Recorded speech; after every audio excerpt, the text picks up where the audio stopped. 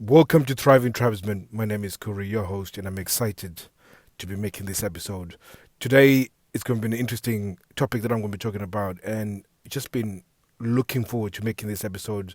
It's been a couple of days since I've released one, and I've been wanting to make one, but just been absolutely rammed, and it will be for the next few weeks as well. So I'll be making episodes as and when I can, but at the same time, I want to be making them as powerful as possible. So this one is definitely going to be powerful, and will hopefully by the end of this one leave you with more clarity than you had when you woke up this morning. So now I was thinking about a concept, and when you think of games, and if you've ever played sport, um, you have to be able to develop skill. That's the most important.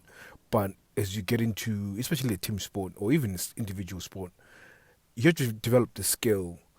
But also with developing the skill of doing the actual thing, you have to be also have the ability to control your state, or at least um, by controlling your state, I mean kind of see how your self worth ties into the actual game that you're playing. So let me just backtrack a little bit, and I'll give you a bit more context to what I'm trying to say here. When it comes to seduction within your relationship, a lot of the times we suffer rejection because we focus on the actual outcome instead of focusing on what seduction is. Because sometimes when you lack the knowledge of what seduction is, most people think it's just this precursor or this pre action before sex, whereas seduction is a different, all different ball game when you think about it. So if you look at it, seduction and sex as seduction being the plays that you have to do, and then the actual sex as the score, it becomes very important to really put the distinction, and then start thinking about the skills that are required to get to the actual end game, or at least the goal.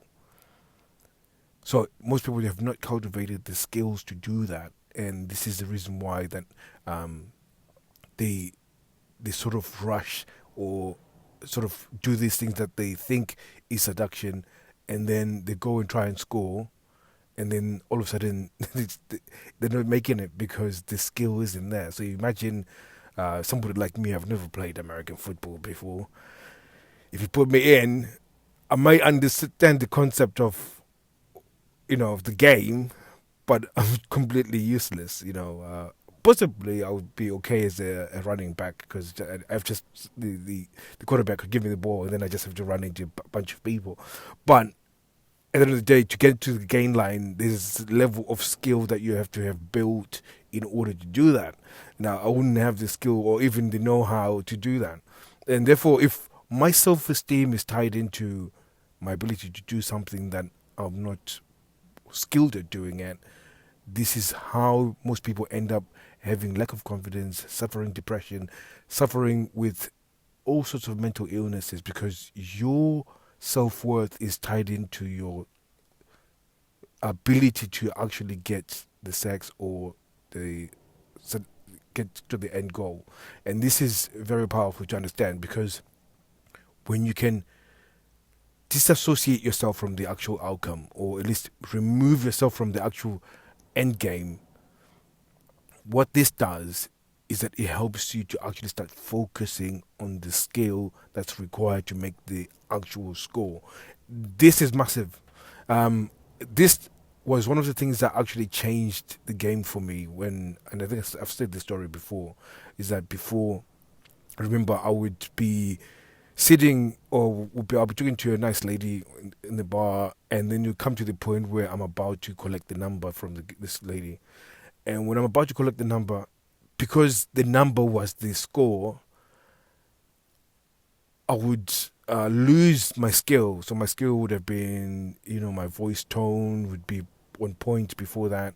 My body language would have been on point. I wouldn't have been fidgeting. I wouldn't have been having my hands in the pockets. My eye contact was brilliant. All of these things were good. And then the moment I started thinking about getting the number, all of that will sort of crumble, buckle under pressure. And then I'll start giving off really awkward vibes. And then when I ask her for the number, she might, out of the fact that we've spoken for the last 45 minutes to an hour, do it out of courtesy. But then that number would never go into anything. She would see my phone and then just ignore it. Because all of a sudden she remembers that last interaction that we had.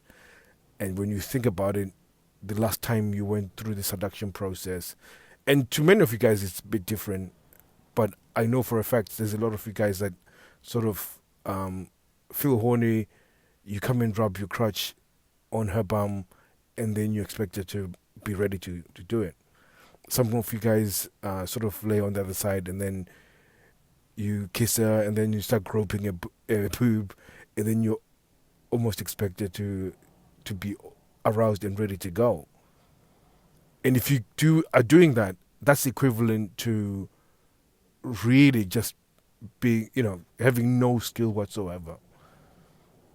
Because seduction is an actual process, and the process can take anywhere between 4 to 5 days, or 30 minutes, or 15 minutes. But there has to be a build up, because when you think about the real crux of seduction is anticipation and excitement. That's what it is. So if you are building that, then you are in seduction. If you're sort of wanting this feeling of horniness, you're probably using the wrong metric to measure what seduction is. Yes, the end game is for it to be horny, but what builds the horniness is the actual anticipation and excitement. So there's a lot that I've dropped, and I don't know if you might have to listen to this again. Like I said, I think this is one of those trainings that I'm really trying hard to break it down and paint pictures in your head. At the same time, I think it would have been a lot easier if I was giving you visuals for it, so you can see where just gives you a framework to get a better understanding of what I'm trying to say. But if you're following me here, the skill of actually getting the score is something that you have to develop over a period of time.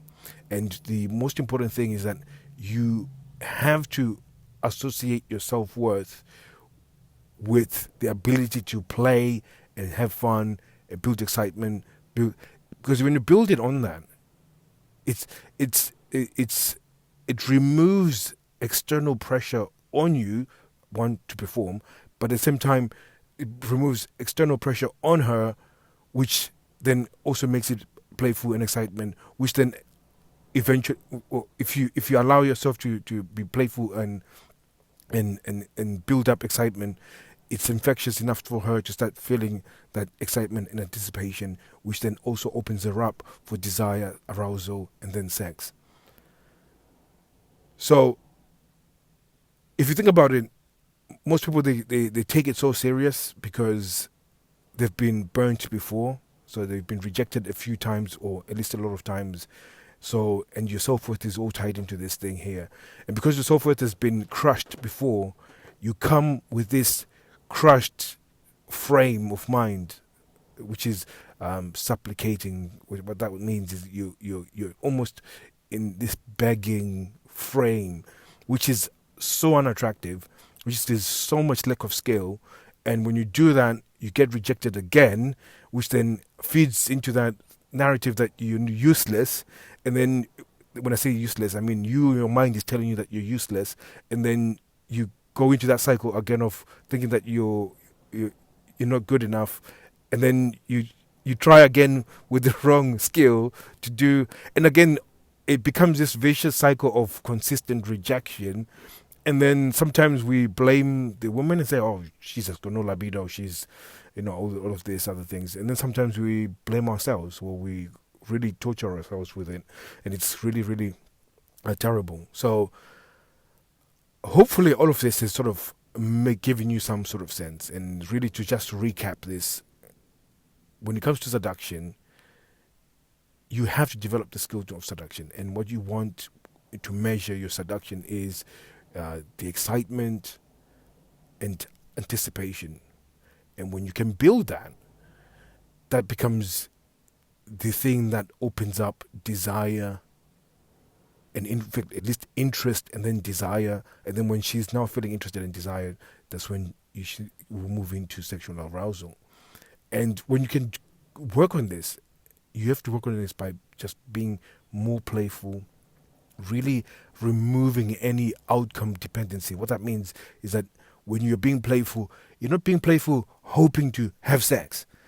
Like really removing that makes you focus on the play rather than the score. Because if you imagine if you are playing, and if you've ever played a game, and I've played quite a lot of games, I used to be a batsman for cricket, and the moment I started focusing on because it's a huge thing when you make 50 runs, and it's even a bigger deal when you make 100 runs. So, if you've ever watched it, any of you guys who are American, is that when the guy sort of makes 50, he takes off his helmet and then he waves to the crowd, or you have people clap, and even the offensive people, they will start clapping to congratulate you for getting to 50, and they'll do the same for 100. If I focused on making it 50 runs or 100 runs when I start batting, I get all over the place. I start snatching. I start pushing. My technique goes out of the window because my focus is the wrong place. But if I focus on facing one ball by ball, then it's the difference. And it's the same. The correlation to this to our American friends is that baseball. If you focused on hitting a home run before you actually focus on making contact with the ball, you're more likely to strike out. And same thing with American football. If you were a quarterback and you wanted to make the throw, if you focus on the touchdown before you actually focus on the actual play itself, you're most likely going to snatch at it.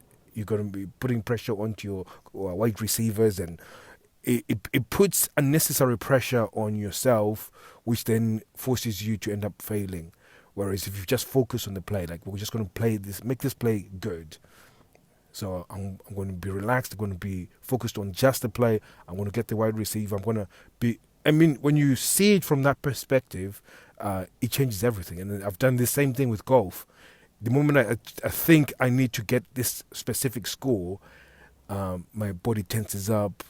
I start, slicing, and my ball, my control of the game becomes really, really weak. So hopefully that I've given you enough examples in terms of games, so you can understand it from that perspective. That it's more important to focus on the technique and the actual play itself than to focus on the actual score. And when you can do this, I can guarantee you get laid more than you can ever imagine. Like you're locking unlimited sex within your relationship, and it becomes enjoyable. And this is what is the massive thing. You want to make the experience enjoyable, because when it's enjoyable, she wants to come back and do it. And this is massive. So I've already gone over, and it's maybe because I haven't made a podcast episode for a while, so this is probably why I've run over again.